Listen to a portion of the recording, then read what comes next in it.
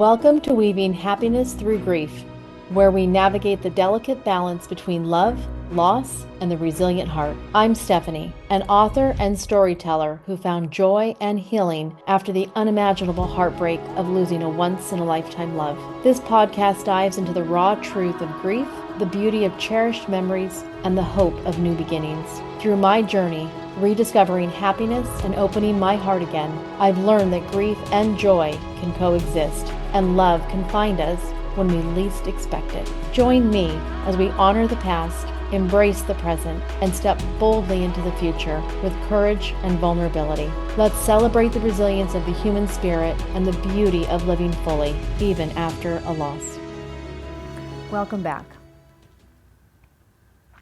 One of the many things that we learned through all of this was something that we kind of naturally did in the beginning of our relationship, which was living in the moment and staying focused in the present.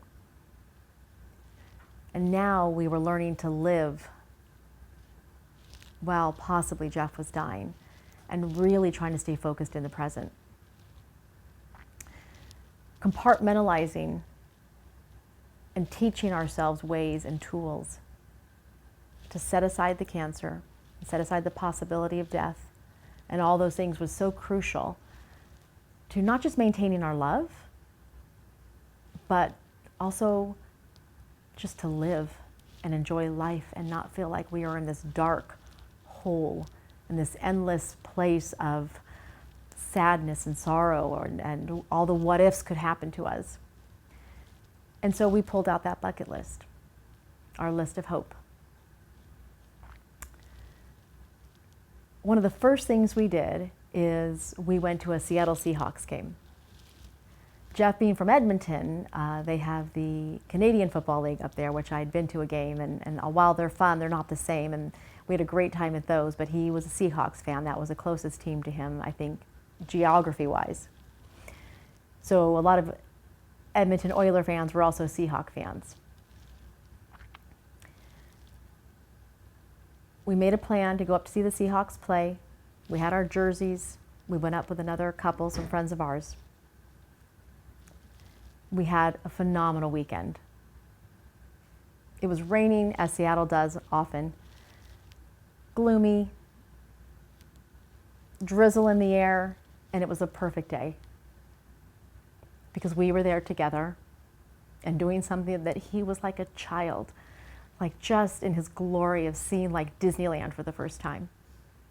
And I think he'd been to the stadium, but he'd never been to a game.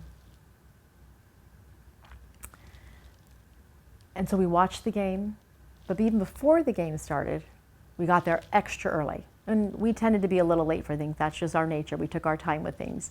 But this day, we were particularly early. We got there early, and they had a band set up kind of right as you're entering the stadium there. And they started playing country music, and the sprinkles are coming down. Jeff and I each had a beer in our hands, and the music's going, and he's tapping his toes, and hands are up, and he's listening to the music. Grabs me, come on, honeybee. We put our beers down, and we just started dancing right there in the middle of the stadium, or right in the front of the stadium there. It didn't matter who was watching or what we were doing, and it just felt like it was us again, doing the things we loved doing, those special moments together that just kind of came out of nowhere. And we did our usual two-stepping and dancing and laughing, and he would dip me. And we soaked in that memory and those moments, and we just got caught up in it, and we didn't allow ourselves to think about how thin he still was, and the cancer, and the possibility. And at this point, it was already now a year after that summer. So we've already beaten our 3 to 6 months.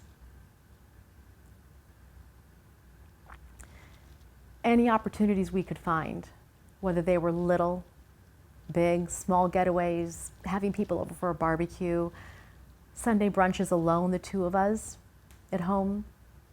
He would make his perfectly crisp bacon. He sat there so patiently at the stove cooking it while I would make us Belgian waffles with fresh cream and berries.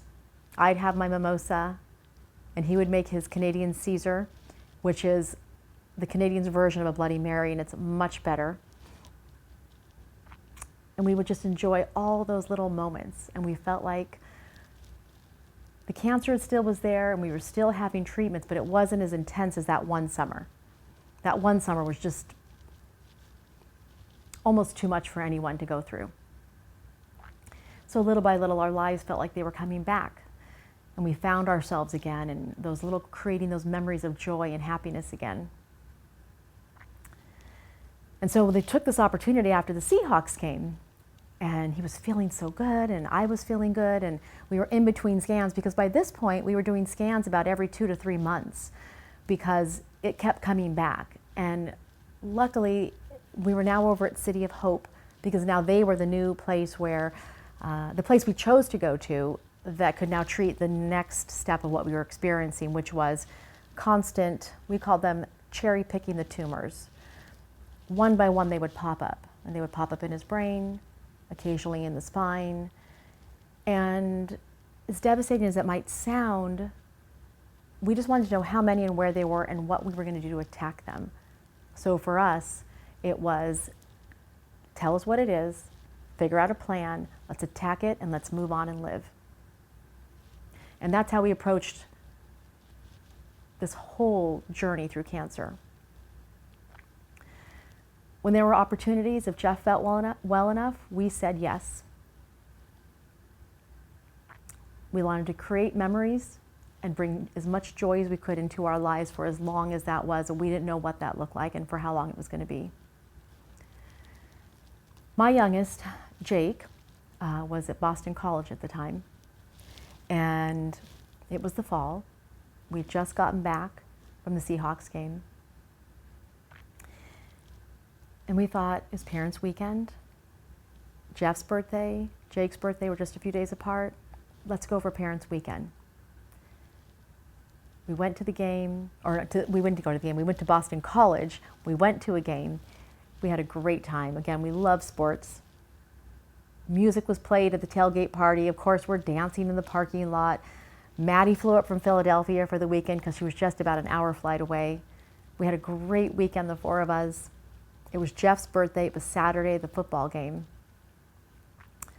Wonderful time, just in feeling like our lives were back on track. Even though the cancer was coming and going and it was weaving its way through our lives still, we didn't feel that it was just so prevalent, or we didn't allow it to be that way at least. We got back to the hotel, and the kids and Jeff were running down the hallways and playing games with one another. And I had this almost like a foreboding kind of feeling. And I thought, I watched them run down the hallway towards the elevator. And all of a sudden I kind of just shouted, like, be careful, like a mom. And then I heard this thud. And I knew someone had fallen. My heart stopped, and I thought, oh God, what happened? And I just assumed it was one of the kids tripped and fell. Walked around the corner to see Jeff on the floor, and they're all laughing hysterically. And I thought, oh my gosh, everybody's fine, this is great. Let's get up, let's go to the room. Everyone's taking off the next day for our flights. Well, that wasn't how that day ended. As we close this episode of Weaving Happiness Through Grief, I want to thank you for joining me on this journey of remembrance, resilience, and rediscovery.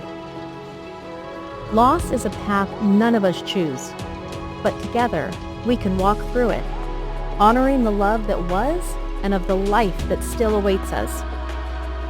If today's story touched a part of your own journey, know that you're not alone. Grief, though profound, doesn't close us off from joy. It teaches us how to hold space for both love and loss. And sometimes, it opens our hearts to unexpected new beginnings. Join me next time as we continue to explore healing, acceptance, and the beautiful bittersweet moments that remind us life can still be filled with happiness. And remember, while we honor the love that has shaped us, we open ourselves to the hope that the future holds. Please head over to the show notes to find out more of the ways I offer guidance on the topics I discuss in the podcast, or visit thestephanieduran.com. Until next time, take gentle steps forward, hold your memories close, and know that joy and love in all its forms continues on.